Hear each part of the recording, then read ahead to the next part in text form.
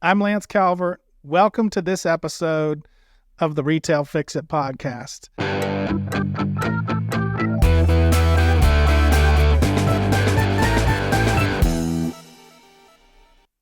This is a two-part episode. So last week we talked about the ideal service provider. What we went over was the wrong service providers cost you greatly and how to identify the wrong ones, what to avoid, and how to really lock in on some keys to getting the ideal service provider. It's simple, but the outcomes are profound for you as customers when a national facility management company like Retail Fix It is utilizing the right strategies and knows that through experience and trial and error and all the things it took to get there. Retail Fix It's a national facility maintenance management company. We perform repairs in every single trade anywhere in the United States for multi-location commercial facility owner customers like retailers and restaurant chains or dental chains, medical chains. We work for pet hotel chain companies, but if you own 100 or 500 or 5,000 locations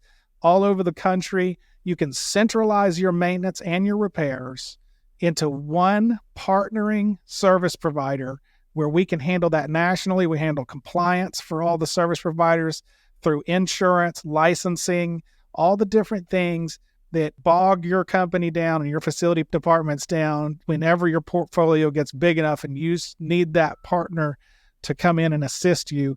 That's what we do. And we do it with the use of pre-screened and certified service providers that we've worked with for many years and vetting them down, getting them into a cost structure and getting them into a compliance area. So the deliverables through good systems that we have that they can enjoy streamlines it all so you guys can get back to your brand and what you're doing to grow your company. We're wanting to create community in the national facility maintenance realm of influence. We're wanting to revolutionize, and we are revolutionizing the way that facility maintenance for multi-location facility owners is viewed, looked at, and handled, breathing fresh air into it and getting some of the stigmas and old ways out of the way and moving in to some ways that are really going to impact the industry in a positive way, getting the right people in as partners and moving into just good deliverables for customers consistently in a way. And really, you're not going to be paying as a customer any more than as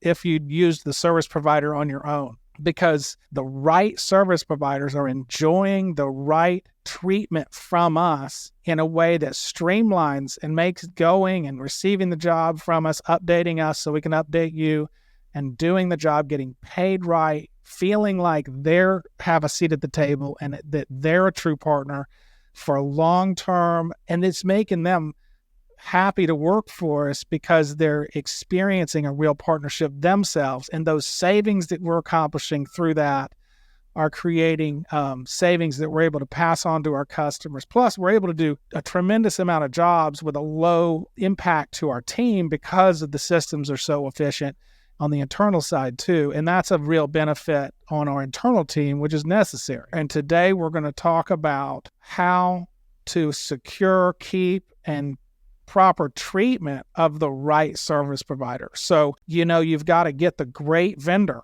but then you have to manage them in a way that is an expectation level across your brand. Retail Fix It, we do jobs all over the whole country and we do all different trades. Well, how do you brand yourself with an expectation level and deliver the same quality to a single customer when you're using varying service providers all over the country? We have to talk about that. We have to figure that out. We have to face that we're a branded company and we need to be interpreted by our customers as a branded company. In other words, when I say branded, I'm saying our customers need to be able to depend on and should expect the same quality deliverables for a fair price consistently, whether we're doing a job in Los Angeles or Alabama, and whether it's an electrical job or a HVAC job or a flooring job or a handyman job. They need to be able to put in a service request and expect a timely response, expect the right provider to show up in the right way, expect quality service, and that delivered to them in a way that they can see that it's happening. So verification of it, and all done in a way their accounting department is feeling like they have a partner through the consistency of what happened and how much it costs and what are the breakdowns. And so how do we brand to our customers across the whole country? That's another part of it. So we want to take the best service providers in every local area and find them. So that's first. So how to find the ideal service provider. A little recap from the last episode. Go back and watch it, but it's using the local grassroots, sort of one man in a truck type guy. He's running his own business. He's doing the repairs with his own two hands, and he's out there ensuring quality, and he's communicating with you, not going through 2 or 3 layers of his, company to get information to us that's, twice or 3 times removed before we can give it to our customers. So typically those types of guys are control freaks. They don't want a lot of technicians working for them because they're just not going to do it as good as they would have done it. So keep an eye on that. There's some drastic things to avoid, like companies like ours that are using other third-party companies, and that can creep in, and you do not want that because that's jacking up cost, quality will decrease, and those are huge avoidables. Now, there's projects, and projects is a little bit different. You really start to know how quality and capable your vendors are when you start being entrusted to projects from customers. So when our customers give us bigger projects and we're doing remodels of the store, or we're, even just replacing a few doors or painting overnight, and something that requires, several overnights or several days, or some things that are just bigger than a small service call, you really start to find out where your quality is in your service providers and through your brand. There's a difference in managing small tickets as service calls and getting into projects and being successful consistently to your customers. If anybody has any experience in project management in national facility maintenance, they know the job will not go right on its own. You have to have great vendors. They have to communicate well. And as a national facility maintenance company representing our customers, we have to have expectations that are outlined and detailed, given to good vendors. Even though they're great vendors, great service providers, they provide a great service. In order for us to brand that expectation level across the country, we have to be able to deliver that to our customers in a consistent way before they start the project. I mean, it can be after they've been approved. They've quoted the job.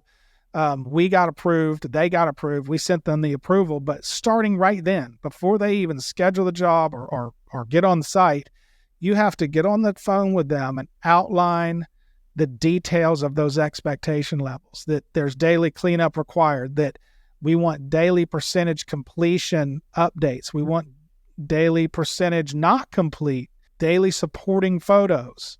If there's any hangups throughout the job or change orders that come through the location level manager or that just come as an inevitability based on the project being done, that those are given to us quickly in order to keep things moving. And so project management from the FM standpoint has got to be handled in that way. Customers need it. They need national facility maintenance companies that can handle projects anywhere in the country. Why? Because it's not easy. It's not easy to figure out how to accomplish that with varying service providers and give deliverables where things aren't imploding. And then you must verbally, in writing, deliver these expectations at the right time before the project starts. And you must have confirmation of the expectations in real time and be willing to shift. You got to be willing to shift to a plan B. So if things aren't going well in these verification steps, you have to be willing and able to unassign a vendor in the midst of any of these stages of a job and get some new representation on site. This doesn't happen if you've got the right vendor. So that's very important in the interim process, but stuff happens. There's not a company that doesn't go through stuff like that. Communicated expected excellence in detail to the service providers is a non-negotiable. This is project management. You're hearing me talk a lot more intense about authoritative, type of deliverable type of expectations when you get into projects, because if you don't make that job go right, it's not going to go right.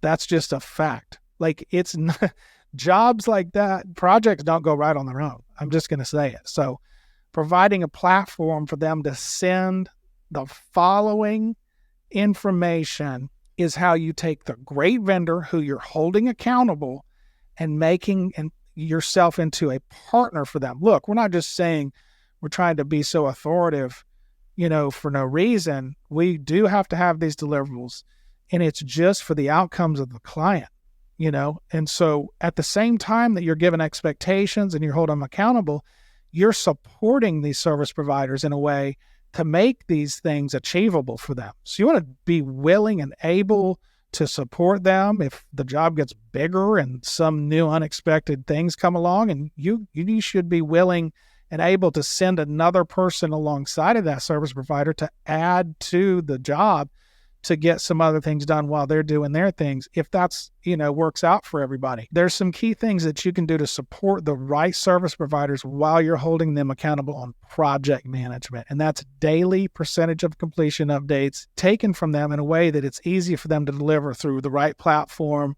in an ease of use system. So the supporting photos that you need from them need to be easily uploaded. Everybody needs to understand where that goes. Unforeseen updates for quick turnaround of new approval on material ordering turnarounds and all those kind of things. All that stuff needs to be able to be provided to us in a streamlined platform so the vendors don't have a phone call or an email and we don't know how to capture that from them. So it's important that they understand how to use your system in any of these different varying ways. When times are tough in the midst of a job, just realize, from a service provider's level or from us or from the customer that, there's muscle being gained when there's a tough situation. You're learning how to create those deliverables in real times, and those types of pressures are important. They don't feel good, but they're important for growth. And really after a few years, what you gain is an ability to kind of have an intuition too. There's a lot of intuition that you have to listen to in this business as an account manager or project manager. When you're asking a vendor, are you all set? Do you have all the materials needed? Do you foresee us going over the 5 days that was outlined to the customer? You can hear their concerns if you're listening for it. And then you stop and you get pointed on that topic and you get clear with them and say, listen, I feel like, you might be concerned about the materials arriving in time. How do you take that, which is the right guy and the right level of expectation, getting projects done right without them falling apart so you can be that resource for your customers, and then make the service provider feel great about that long term? And that's an important thing. Look, once you've found the right guys and they have figured out how to sort of jive with your expectation levels, you want to keep those guys. You don't just want to keep them, but you want them to be excited about working for you and stay vibrant in that. So amazing systems for them to use. You've heard that a lot from me, and you'll continue to hear it because we have to have the data, but we can't put an extra burden on them. They've already got a job to do, so that the systems have to be accessible and easy. Not a lot of hang-ups, no hang-ups.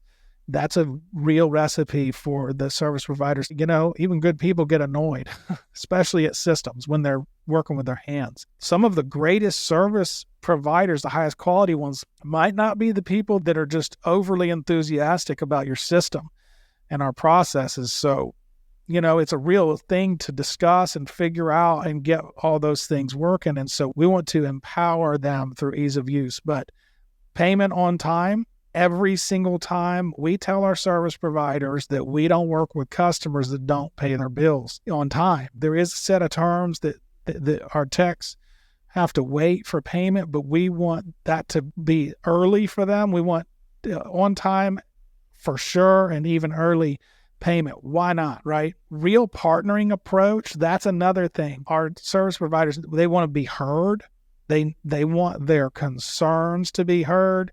And when they have a change order request or they have some opinions about what's going on site at our service locations, you can get real good, important data from these techs. They know These are practical, common sense people. They want to be heard. They want the phone answered if they have a payment issue or anything like that, especially. So just engaging with them and being heard and really creating relationships, with the right people. But look, if you're a service provider and you have excellence in running through your veins and that's how you perform repairs, and you want to partner with a company of excellence and consistency that wants to deliver these types of results to customers, then you can sign up with us. It's a really cool wizard sign up form on the website, and you can get through it easily. Afterwards, you'll have to put insurance in, but you don't have to put insurance in during the sign up. We don't want you to not be able to complete your sign up, but it'll send you an email for those things afterwards. And for customers, we have space for new customers right now. We will achieve the results that you're looking for. You'll finally get a partnership you've been looking for, and literally you won't even be paying more money than as if you were hiring these technicians yourselves. As a matter of fact, over a course of 90 days or a year, in most cases, definitely paying less because there's management layers, there's cost proficiency layers, but there's an ability to professionally shift on our feet and interpret what the needs are.